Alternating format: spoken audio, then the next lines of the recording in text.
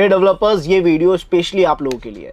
हमारी इस web development की फील्ड में एक बहुत ही कॉमन प्रॉब्लम है जो हमें अक्सर परेशान करती है। वो ये है कि सर, जब भी हम एक वेबसाइट बनाते हैं अपने क्लाइंट के लिए, उस वेबसाइट को हम अपनी तरफ से बहुत अच्छा यूआई, एक अच्छी परफॉर्मेंस उस वेबसाइट के जरिए प्रोवाइड करने की कोशिश करते हैं, लेकिन उस वेबसाइट में हमसे कहीं ना कहीं कुछ कमियां रह जाती है, कुछ लूपहोल्स रह जाते हैं, जिसकी वजह से एक ब्लैक हैट हैकर हमारे क्लाइंट का और उससे जुड़े हुए सभी यूजर्स का डेटा चुरा लेता है या हमारे क्लाइंट का लॉस करता है, हमारी बनाई हुई वेबसाइट में कमियां ढूंढ के उसको खराब कर देता है। So Ashish Kumar once again welcome you all to WS Cube cyber security learners. आज हम देखने वाले हैं कि हम किस तरीके से अपने सर्वर को एक बहुत ही बेटर लेवल पे सेफ और सिक्योर कर सकते हैं, जिसकी वजह से हमारे वेब डेवलपर्स ये जो वेबसाइट बना रहे हैं उसमें अगर कहीं पे कोई भी लूपहोल रह गया है, बिकॉज ये एक बहुत ही कॉमन पार्ट है वेब डेवलपमेंट में कि वहां वल्नरेबिलिटीज होने के चांसेस रहेंगे, तो हम अपने सर्वर को एक वेब एप्लीकेशन फायरवॉल के जरिए इस लेवल पे सेफ और सिक्योर कर पाएंगे कि हमारी वेबसाइट की मल्टीपल वल्नरेबिलिटीज वो अपना आप ही सेव कर देगा। So developers for providing your client a safe and secure website. यहाँ पे हम सबसे पहले क्विक इंट्रोडक्शन ले लेते हैं WAF का, यानी वेब एप्लीकेशन फायरवॉल। जिस तरीके से हमारी लिनक्स मशीन में, विंडोज मशीन में इनबिल्ट फायरवॉल्स होते हैं जो हमारे डिवाइस को सेफ और सिक्योर रखते हैं, उसी तरीके से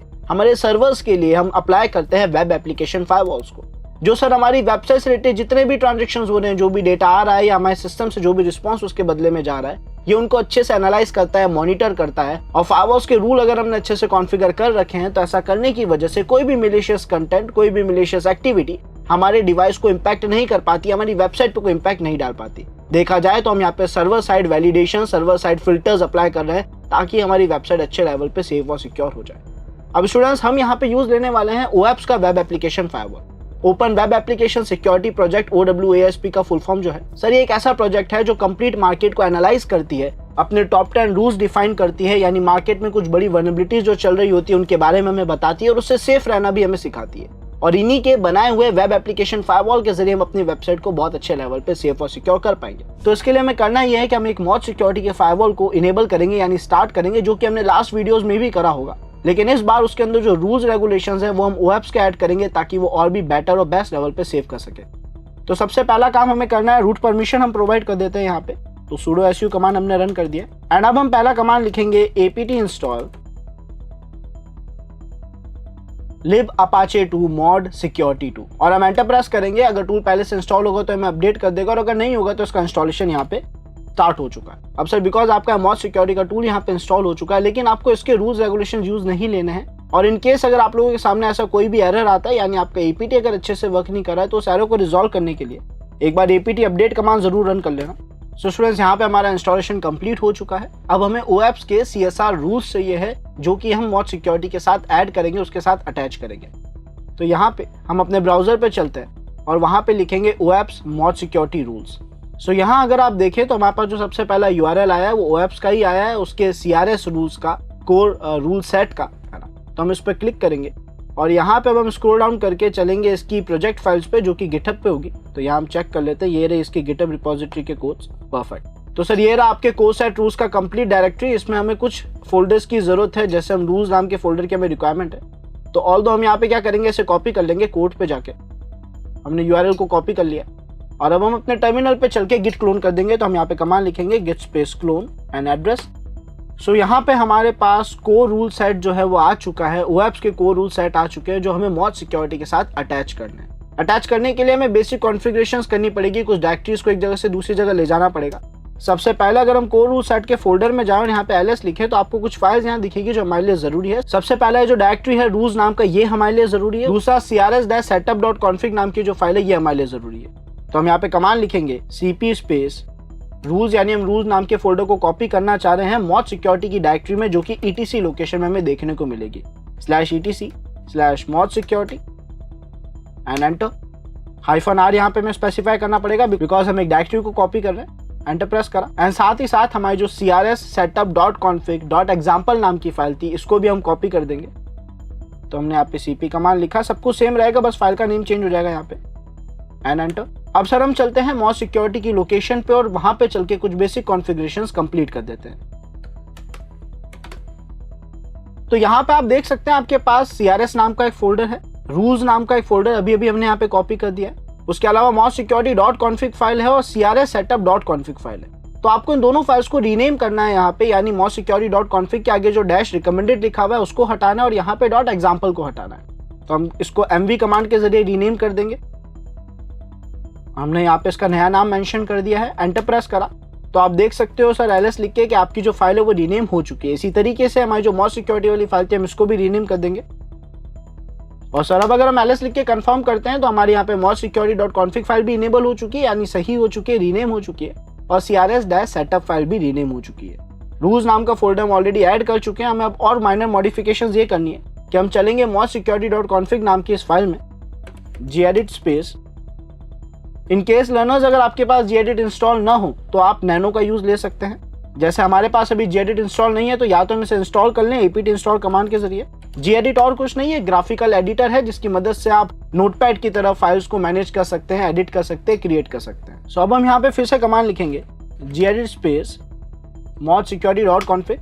और सर जब आप इस फाइल को पहली बार ओपन करेंगे तो इस फाइल में हमें कुछ खास मॉडिफिकेशंस नहीं करने हैं। जो इसकी लाइन नंबर 7 है वहां पे लिखा हुआ है sec रूल इंजन और उसके अंदर लिखा हुआ है डिटेक्शन ओनली। आपको बस यहाँ पे माइनर सा मॉडिफिकेशन करना है जो कि डिटेक्शन ओनली को हटा के यहाँ पे कैपिटल O स्मॉल n यानी ऑन लिखना है, जिसका मतलब बाय डिफॉल्ट ही हमारी मॉज सिक्योरिटी के जो रूल्स हैं वो एक्टिवेट हो जाए।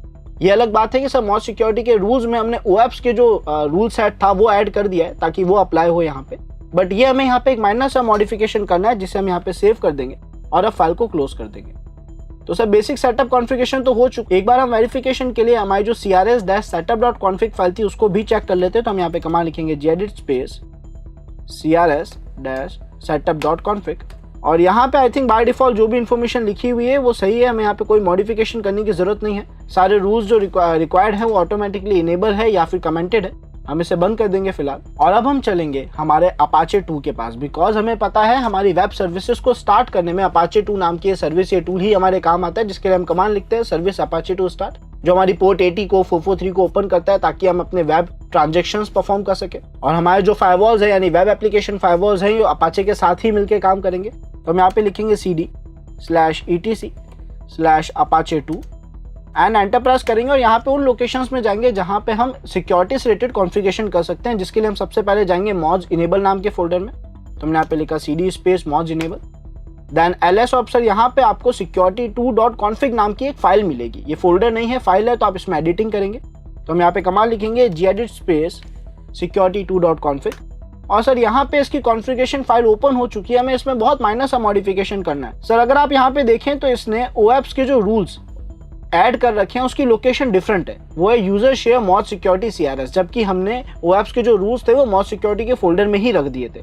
तो हमें कुछ नहीं करना है सर, ये जो पहली लाइन थी यानी लाइन नंबर 9 हम इसे कॉपी करेंगे, एक और न्यू लाइन क्रिएट करेंगे, वहां पे डेटा पेस्ट करेंगे और माइनर सा डिफरेंस सर हम यहाँ पे ये करेंगे कि हम रूल्स नाम का फोल्डर ऐड कर देंगे जो कि हमने मॉज सिक्योरिटी में पेस्ट करा था। यानी हमने ओवरऑल जो लोकेशन लिख दी है वो ये है कि ETC के अंदर मॉज सिक्योरिटी नाम का फोल्डर है, वहां पे रूल्स नाम का फोल्डर है, उसके अंदर जितनी भी कॉन्फ़िगरेशन फाइल्स है उनको अप्लाई करा जाए जो कि हमारे OAuth की है। सो यहाँ पे सर आप OAuth के रूल्स तो दे चुके हैं, इसका मतलब लाइन नंबर 13 पे जो OAuth रूल्स को फॉलो कर रहा है या यूज ले रहा है उनकी रिक्वायरमेंट नहीं है, तो हम इसे कमेंट कर देंगे बिकॉज उस लोकेशन पे OAuth के रूल्स है ही नहीं। OAuth के सारे रूल्स हमने लाइन नंबर 10 में डिफाइन कर दिया है कि रूल्स नाम के फोल्डर में है जो ETC मॉज सिक्योरिटी की डायरेक्टरी में पड़ा है।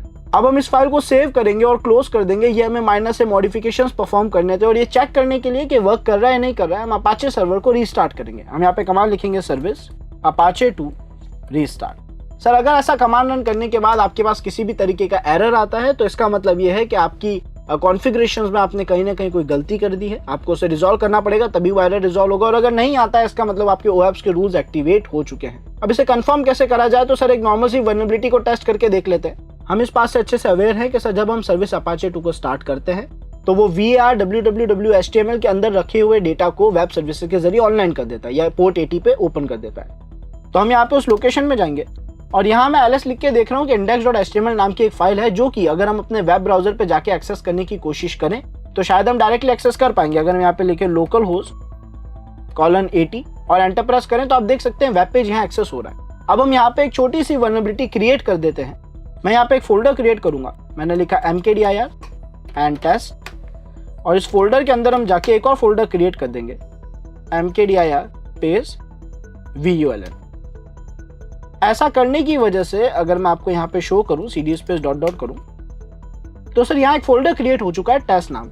नॉर्मली वेबसाइट में बाय डिफॉल्ट या हमारे सर्वर्स में बाय डिफॉल्ट वल्नरेबिलिटी होती है इंडेक्स ऑफ, इसका मतलब सर अगर इस फोल्डर के अंदर रखा हुआ डेटा एक यूजर को नॉर्मली दिख जाता है, फाइल्स एंड फोल्डर्स दिख जाती है, तो वो एक सिक्योरिटी पॉइंट नहीं माना जाता, वो इन्फॉर्मेशन लीकेज में काउंट होता है, इंडेक्स ऑफ की वल्नरेबिलिटी में काउंट होता है। इसका मतलब सर अगर हम अपनी वेबसाइट पे जाएं और वहां पे एड्रेस के आगे एक लोकेशन लिख दें टेस्ट नाम के फोल्डर की, और उसके अंदर रखे हुए फाइल फोल्डर्स अगर हमें क्लियर विजिबल होंगे तो वो एक वल्नरेबिलिटी, और अगर नहीं होंगे तो इसका मतलब हमारा सर्वर यहाँ पे सेफ और सिक्योर हो चुका है। तो उम्मीद है आप सभी को ये पार्ट समझ आ गया होगा। हमारे लास्ट वीडियो में भी हमने यही करा था, तब हमने वल्नरेबिलिटी पहले देख ली थी और उसके बाद इससे यहाँ पे वो वल्नरेबिलिटी तो सेफ हो ही चुकी है, लेकिन बिकॉज यहाँ पे ओएप्स के रूल्स ऐड है तो अब हम मल्टीपल वल्नरेबिलिटीज से सेफ हो चुके हैं। उम्मीद है लर्नर्स आप सभी को आज का वीडियो पसंद आया होगा। मिलते हैं नेक्स्ट वीडियो में। टिल देन अगर आपने लाइक शेयर और सब्सक्राइब नहीं करा है तो अभी कर लीजिए। एंड इसके अलावा अगर आप में से कोई भी ethical hacking, penetration testing and bug bounty hunting जैसे एडवांस कोर्सेज में एनरोल होना चाहते हैं तो नीचे डिस्क्रिप्शन में आपको फॉर्म लिंक मिलेगा, जिसे आप फिल करके आज ही अपने फेवरेट कोर्स में एनरोल कर सकते हैं। Thanks for watching this video.